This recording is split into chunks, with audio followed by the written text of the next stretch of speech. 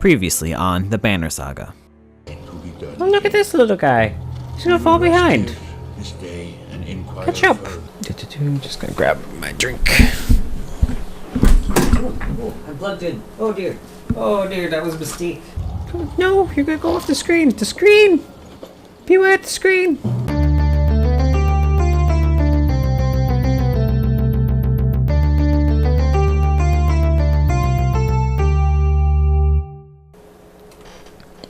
There they are. Gods be damned. I've got to wash off this blood. Next. Eric is looking out the hall's windows onto the bay. A fleet of longships approach with sails of bold reds and blues. One banner I know well, Vongir. Next for Varl Kingship last we spoke. The other flag looks important. Yeah, important guest. See what I deal with all day long? Things make a little more sense now. You hoped I'd You'd hoped I'd have a stake in saying everything's fine here when the royal guests arrived.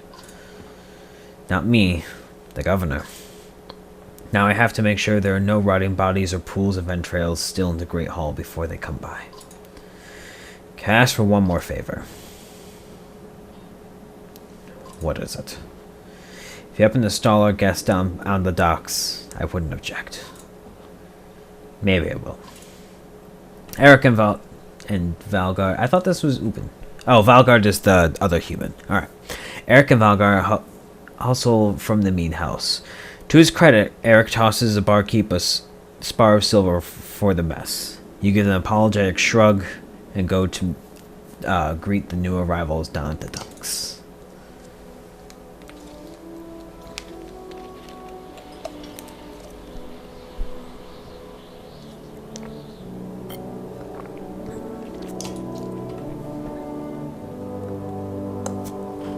Vongir. A familiar vowel steps onto the docks. In your mind, you recall a much younger version tramping on the halls of Grofheim. Abundant in purpose. Its music is loud. Gods, Ubin, you're looking ancient. Come with being old. And if there's a Vongir, there must be a Hagon. Must there? Still bleeding tributes from the poor and stupid old yaks? At what age do you lose your sense of shame? Drunder demands it. These are very Viking names. Give me my Norse. I'll take over lingering to death of Grofheim. Speaking of, I had no sense that you were so far from home. Just returned from Aberang, in fact. And glad for it. Hakem motions to the other ships in the bay. Sails still fluttering. Golden wolfhead emblazoned on red. The King of Men, or someone on his behalf. The King's whelp. The King's son, Luden. Don't you know, Scrivener? We visit his capital. He visits ours. It's how you make alliances these days. It's a miserable waste of time. Yes, Hakon, it is. Yes, Hakon has it. I'd almost forgotten. It's a good thing you're around, Hakon. Oh, that was all sarcasm. Then you're going to Grofheim? I had a distinct feeling I'd finished my business in Strand and was heading there myself. We should caravan. We should. Give it a day. In better circumstances, I'd drink a week away, but, let's just be done. Find me tomorrow at the gates. What he's trying to say is the prince is a delight to behold. Where is Moger, Hagon? Have him find a place to put up the warriors. I'm heading to meet the governor. A host of giants depart in his wake. You recognize a few, others are strangers to you. Guess I'm off to find Moger. See you in the morning, Scrivener. I'll be along. The young prince of men ambles from his ship. He brushes off his tunic, scanning the beach with low eyelids. Luden looks for all the world the sort of boy grew up pulling from the legs of spiders. The long road back to Gruffheim should be more interesting than most years, you think.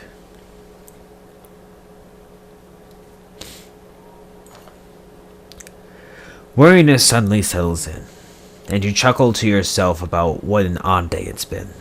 One of the governor's men at the Great Hall finds you a place to sleep. On the other hand, if you're going to join Vongir's caravan tomorrow, it might not hurt to share a drink with Hakon, or introduce yourself to the prince they spoke so highly of. So either sleep at the Great Hall, talk with Hakon, or talk with the prince.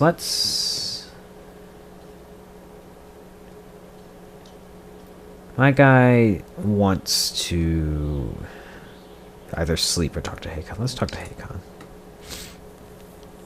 Scrivener. You find Hakon in the mead house, surrounded by other Varl. Strand is no stranger to Varl, but rarely sees this many. Hakon waves you over. Went straight for a flagon? Vongir's the one Vongir's the one who agreed to pass up a drink. I was invited to the governor's hall anyway. You already missed the massacre. Every year I make the rounds collecting taxes. Every year it's the human settlements that give me trouble. No surprise. Low voice. No surprise. What this time? When I got here, the Great Hall was already full of bodies. We added a few more. Oh, humans. I guess if I only lived as long as a Yoxfart, I might be desperate to make something of myself, too. It's not too late to start trying, Hakon. Hakon lets slip a low chuckle. I say Hakon when I speak, and I say Hakon when it's in text. Hakon lets slip a low chuckle. Any Varl could recount his deeds. Known as he is for cutting a swath through Dredge at Vongir's side in the Second War, and regularly since then. Now, down here I'm a glorified bodyguard. You might have a point. Just another reason to get back to Gruffheim. Soon enough, I imagine. You drink until the mead house becomes overbearing, then step back into the cool air outside. Now let's talk to the prince. Is this the right place? You find the prince at an inn. Guards blanket the building, including a sharp-eyed Varl who must be working for Luden. A woman in red eventually waves you over and stands nearby, arms crossed. Greetings, Prince Luden. Did you say a woman in red or a human in red? Because he's in red, and he's definitely not a woman. I'll have to go back and reread what I said. Yes. You're with Vongir? I don't remember you. Not exactly. I've known Vongir a long time. I'll be joining you back to Gruffheim with my guards. Luden looks up for the first time. Okay, there is a woman, huh? The woman doesn't react. Why?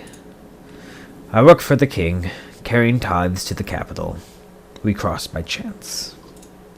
Oh, a tax collector. Fine company. What do you want? I have a habit of recording history. I thought you... I hope to learn more about you. Oh, well, you seem to know who I am.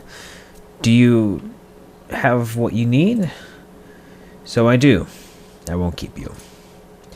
You leave wordlessly. It seems clear that Luden was in no mood to talk, or he's a miserable cur. One or the other.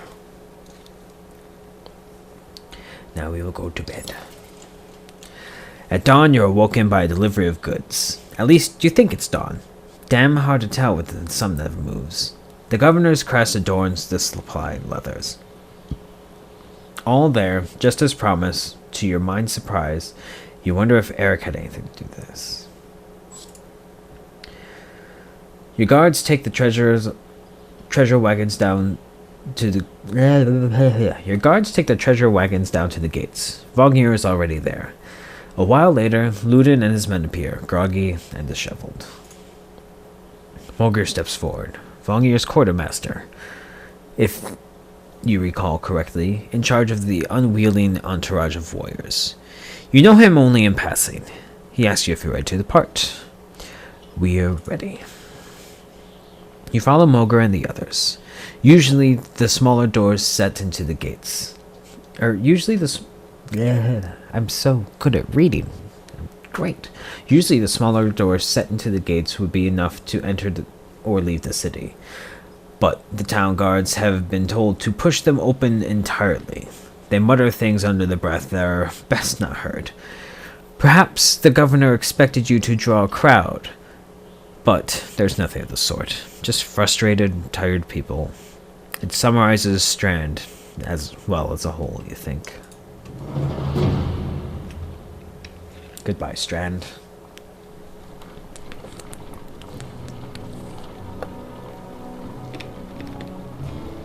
Off we go. Oh, this music is great. Moral decline? Why? Be happy, people. Why did our moral decline?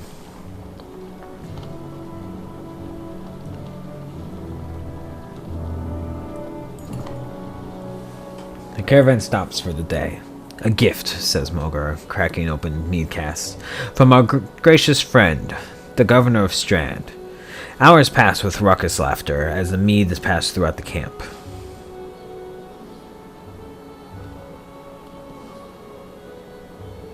Drink a little.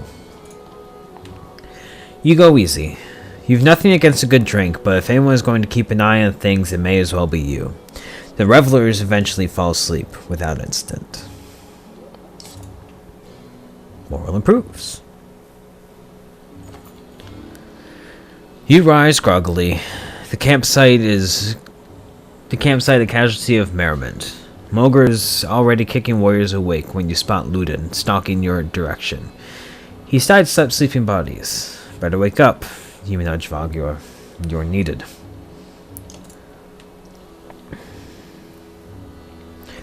Ah, it's Ludin. Always a pleasure. You look well rested.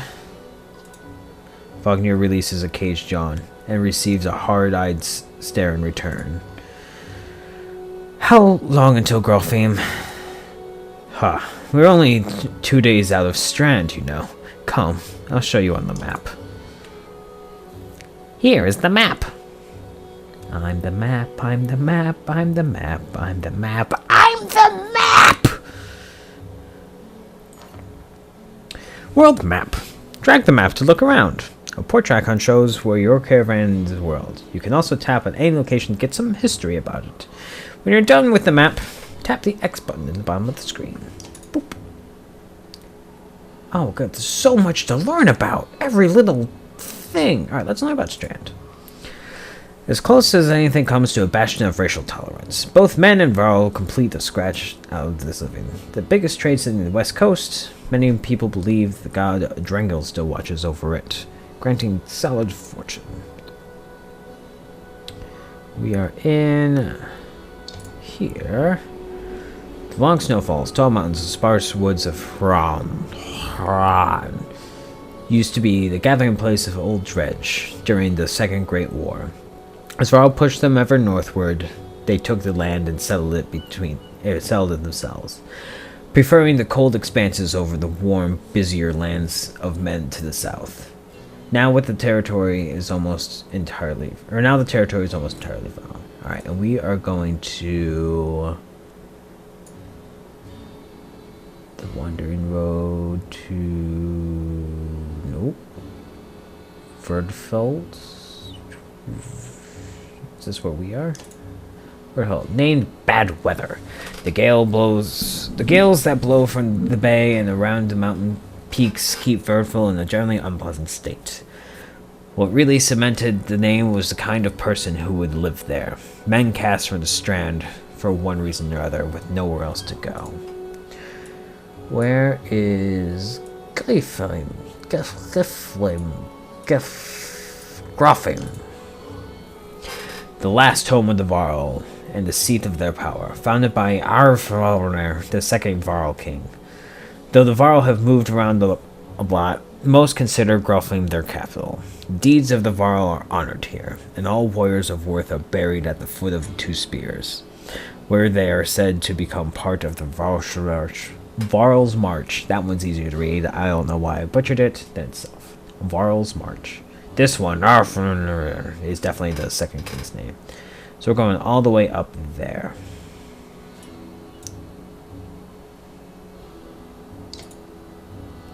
Day of the first great road, the Varl. Okay, there's so much history. I want to read it all. Oh, so much to read. The dragon, the brackish sea. All right, and we are here. X. We head north, then east past the forts. Grofing's far from Strand, going to be a long march. You should have drank last night, Luden. Why not take the ships to Skirmstead? What's the point of marching? The Silverstone Bay is called that for a reason. It stays covered in ice all year. It would tear up the longships. Too bad, though. We could have shown you all the wonders of Skirmstead. A half-sunken city, crawling with dredge, Prince. Dredge and glaciers. You like glaciers? Luden exhales through his nose, a poor disguise for his contempt. He turns and bats aside the tent and flaps as he goes, barking at the company in the distance. Don't poke at the anthill, Valgir. He seems no happier to be here than you. Spend a few more days with the boy, old friend. You'll be looking for a tall cliff to hop off, too. Luden's a lot shorter wick than Hakon. Thanks, Valgir. Let's get moving. Another half day to Verlfelth if we're lucky. Camp. Camp is where you manage a caravan.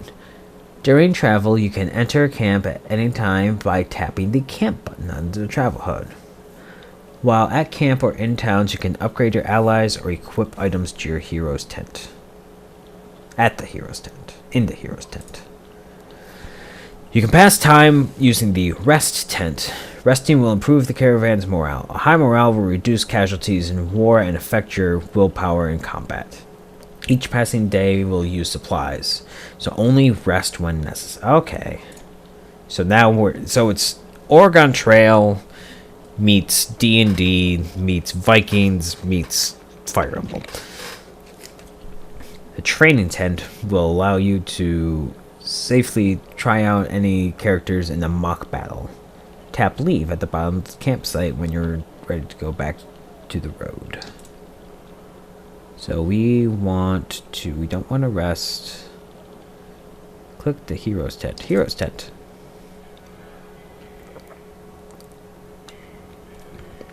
Click on you to view stats, promote ranks, and learn about abilities. Click on the ability to learn about the unit's abilities. Sundering Impact. +1 break to heavy impact. So the War Master hits hard with no miss. With no chance to miss, he can wreak havoc with additional +1 strength and also adds 1 break damage to the target. Plus bonuses to heavy impact.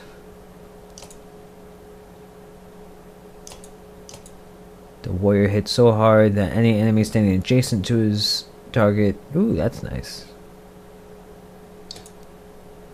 Thundering impact, heavy impact. Cool. Moker, bring the pain.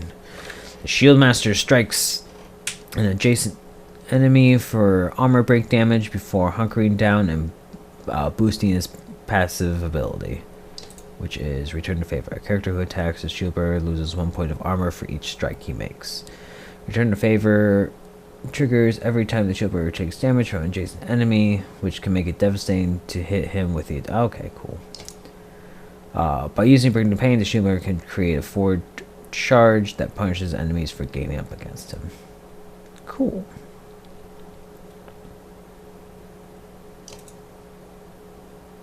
Promote. And we already know his ability. Impale. The spearman skewers his enemies, doing normal strength damage before kicking them away, causing knockback and for them to believe if they move on their neck. Oh, that's cool. So it causes knockback, but knockback that can't just be like, okay, I'll just take a couple steps forward. A character who is bleeding will take 1 strength damage for every tile they move. And each kill the spearman makes encourages his allies to fight harder, granting 1 willpower to the spearman and any adjacent allies. Hit so hard that enemy standing take 1 shockwaves. Okay, you're the same. Okay. Okay, so our damage still remains there. Let's promote. The greatest warriors of the do I choose? Okay, no, that just happens. Sure you want to promote for 5 renown? Yeah, sure. Unit has 2 points available to spend on improving stats and talents. Activate them with the plus buttons.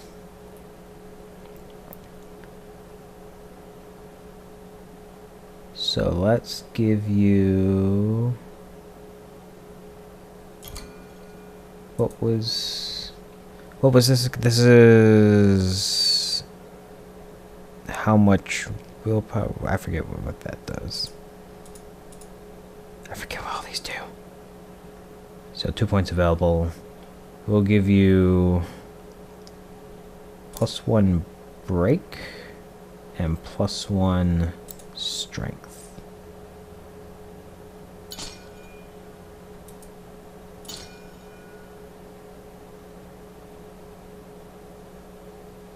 Do we not heal? This is just permanent damage?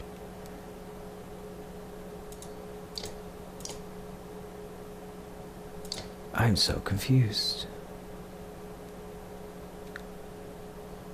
Confirm. Sure. I want... that's what I wanted. Use... Oh, okay. Exertion is the maximum willpower. That's right, that's right. It breaks the amount of direct damage you can naturally do to an enemy's armor. Okay, so basically I did...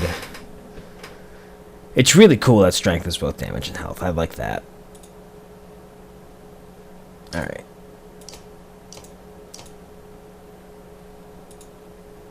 Okay, this is probably the max I can do in terms of my points, is I can't have that go above 2.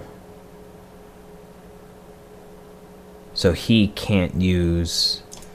Okay. I think I'm understanding. You're level 2. Can I... Ooh, I can slide turn order. So... What we want... This guy to go first. Because he wants to break armor more. Oh my god, strategy. Alright, we want Mogre to go first. I really don't care who else. What was your ability? You were the knockback ability, so I actually like you going last then. Because then we can reset the tables in our favor. So we'll go Mogre to start breaking things, breaking armor.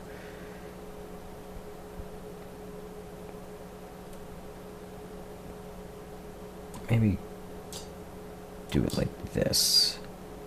Because generally in these games you start off spaced out. So having him go first will get someone close. And then Mogre can break the armor.